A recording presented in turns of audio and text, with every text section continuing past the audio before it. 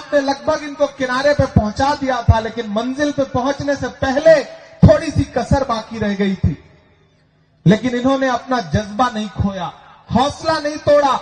पिछले 5 साल से मुसलसल आपके बीच में विधायक न रहते हुए भी विधायक से ज्यादा जिम्मेदारी के साथ आपका काम करते रहे, आपके बीच में खड़े रहे। मैं इसलिए आज इनके सामने आपके बीच में अपील करने के लिए आया हूं कि मेरे भाई, एक तरफ भाजपा की नफरत की राजनीति है, वो नफरत की राजनीति जिसमें भारतीय जनता पार्टी के चुने हुए मुख्यमंत्री जो भाषा बोल रहे हैं वो संविधान के खिलाफ है, वो इस देश के आईन को पामाल करने वाली जबान है। इन्होंने नारा लगाया सबका साथ सबका विकास, इन्होंने नारा लगाया कि खजाने की चाबी चौकीदार को सौंप दो, हम देश नहीं लूटने देंगे। लेकिन हर नारे की सच्चाई आखिर में क्या निकली? पहला नारा था बहुत हुई महंगाई की बार, अब की बार मोदी सरकार। लेकिन हालत क्या हुई? जो पेट्रोल डीजल 58 रुपए लीटर बिकता था वो 100 रुपए के पास पहुंच गया। यह है इनके नारे की सच्चाई। जो गैस सिलेंडर 350 रुपए 400 रुपए का बिकता था वो 1000 रुपए के पार पहुंच गया। यह है इनके नारे की सच्चाई। क्या नहीं महंगा हो गया? मैंने तो देश की पार्लियामेंट में खड़े होकर के नरेंद्र मोदी जी से आंख मिला के कहा था कि भाजपा की सरकारें वो सरकारें हैं जो अपनी पसंद की फिल्मों पर टैक्स फ्री करती हैं और कफन पर जीएसटी लगाती हैं, टैक्स लेती हैं। शर्म आनी चाहिए इनको। से कहेंगे कि कांग्रेस वालों ने 70 साल में क्या किया, क्या बनाया। एक दिन प्रधानमंत्री जी पार्लियामेंट में खड़े होकर बोल रहे थे, बताओ कांग्रेस वालों 70 साल में क्या बनाया।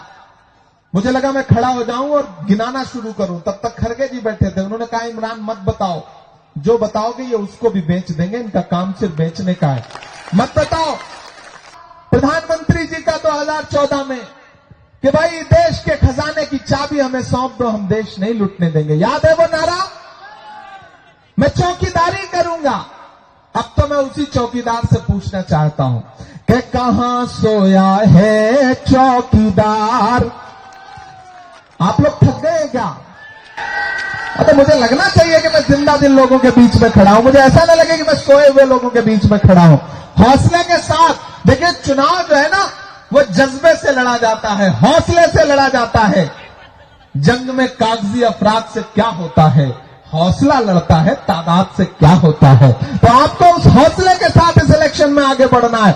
मैं तो पूछ रहा हूं उस चौकीदार से जो झूठ बोल करके चौकीदारी का वादा करके देश की सत्ता पे आया कि कहां सोया है चौकीदार, कहां सोया है चौकीदार। तैयार रहिएगा अगली लाइन पे।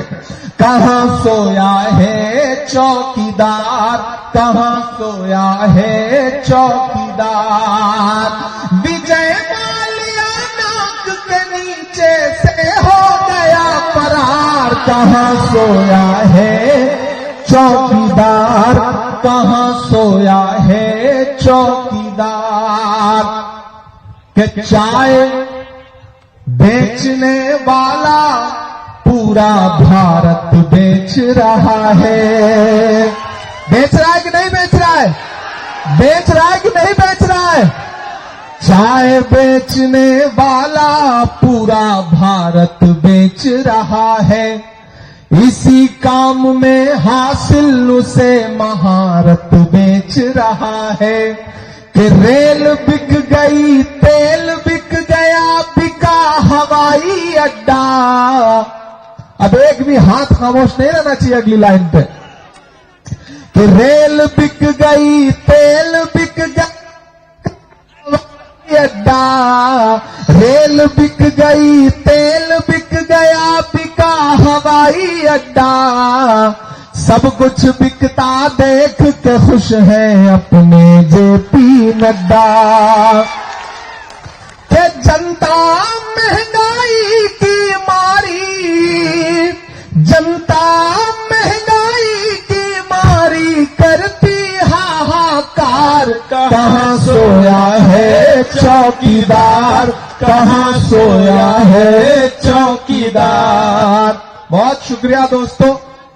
बस एक बात आपसे आखिर में कहना चाहता हूं कि बहुत दूर से चल करके आपके बीच में आया हूं। झारखंड पर दिल्ली वालों की असम वालों की, गुजरात वालों की, वहां के जो हाकिम है ना, उनकी बड़ी साजिश वाली नजरें हैं। अपने सूबे को बचाइए। नफरत आपके सूबे को अपने आगोश में लेना चाहती है, लेकिन आप झारखंड के लोग हैं। बहन कल्पना सोरेन जब नारा लगाती है कि झारखंड झुकेगा नहीं, इंडिया रुकेगा नहीं, तो ये नारा भाजपा वालों